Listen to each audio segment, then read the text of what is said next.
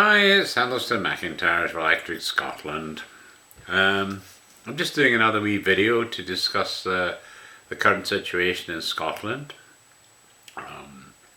Essentially today was a kind of bad day for the Scottish economy because our output fell again in the final quarter of 2016. And I've been reading various articles in the newspapers and blogs and magazines that I read online, and frankly I just kind of got to the point where I think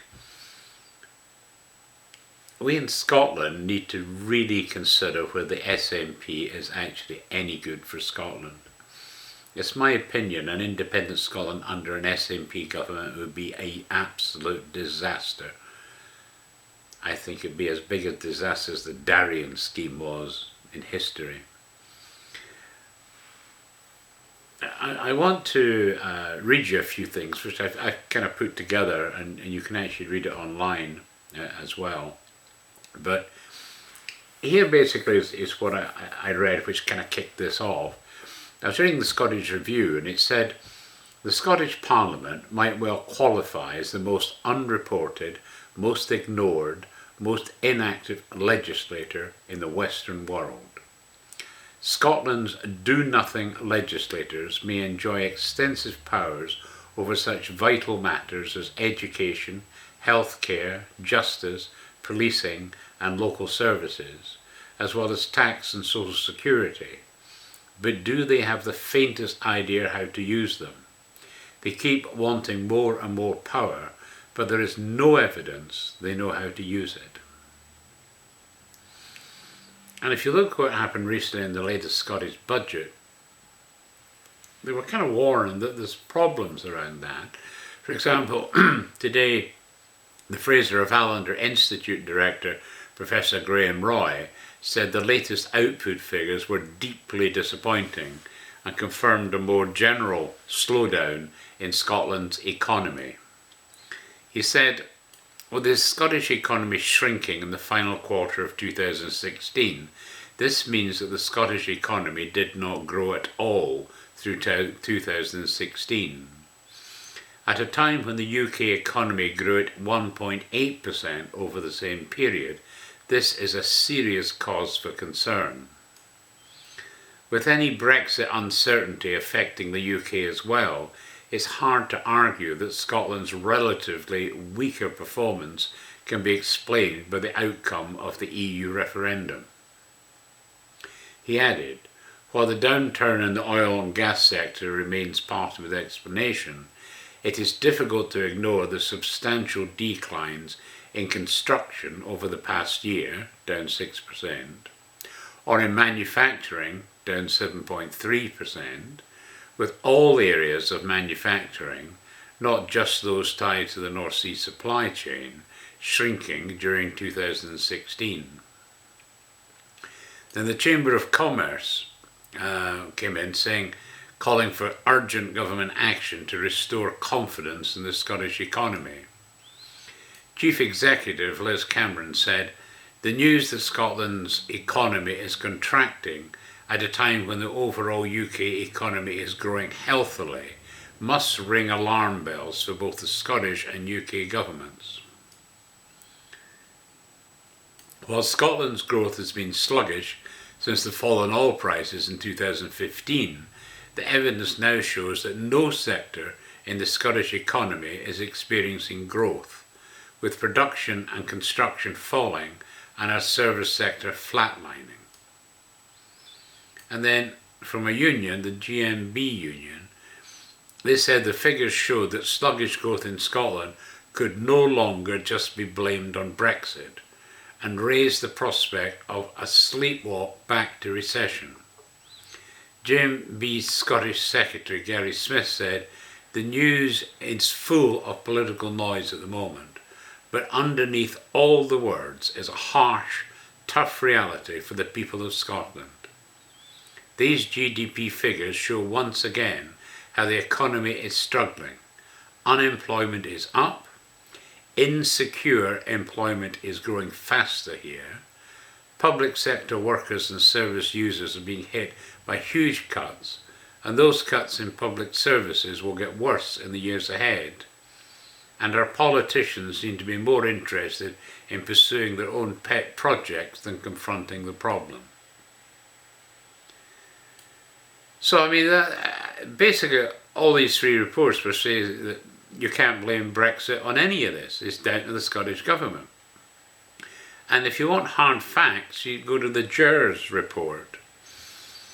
And here it's important to note that GERS is a national statistics publication and assessed by independent UK Statistics Authority. The statistics are produced by civil servants and not by a partisan group, and are best practice in the sense that they meet the code of practice for official statistics, a code that is consistent with the European Statistics Code of Practice. So if we were ever to apply to join the EU, they would use those statistics to negotiate with Scotland. It says all economic statistics involve sampling and estimates, but when the UK Statistics Authority designate figures as national statistics, that's hugely significant. This is a kite mark showing they meet international statistical standards. Anybody who says these figures are easily rigged or nonsense data, frankly, doesn't deserve to be taken seriously. The people who work to create these statistics are honest, hard-working and dedicated public servants who aren't allowed to answer back to defend themselves. Anyone who questions our national statistics' honesty and integrity should take a hard look at themselves. On Wednesday, this is the 22nd of March this year, SNP MSP Joan McAlpine used her column in the Daily Record to attempt to cast doubt on her own Scottish Government's GERS figures, the official numbers that tell us how Scotland's economy performs.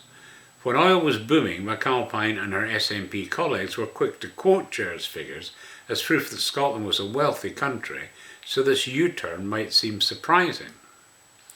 If McAlpine's column represents an approved party line, it looks an awful lot as if the SNP are trying to avoid an honest debate about the economic challenges an independent Scotland would now face. Nicola Sturgeon once famously said her party's obsession with independence transcends the issues of Brexit, of oil, of national wealth and balance sheets, and of passing political fads and trends. This is really just a long-winded way of saying independence or bust. I believe her too. On the SNP's watch, our education system has declined from being one of the best in the world to being no more than average.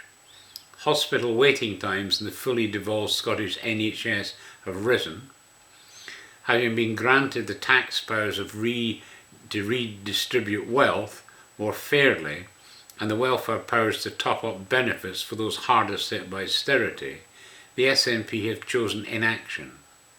This is what happens when you have a party governing Scotland who dismiss anything other than furthering the cause of separation as passing political fads.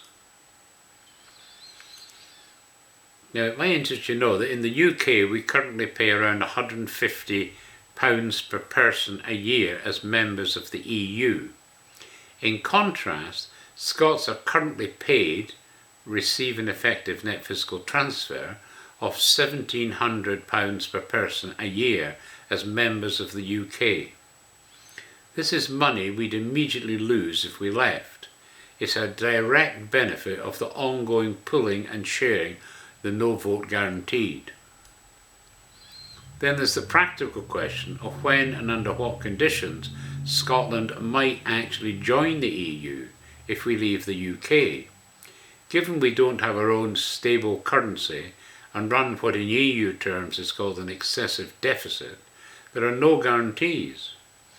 An independence referendum could well see Scotland end up outside the UK and outside the EU, further isolated in an increasingly uncertain and unstable world. Scotland exports over 4 times as much to the rest of the UK than to the EU, and that over a period when we have enjoyed free access to both markets, exports to the rest of the UK have grown much faster than those to the EU.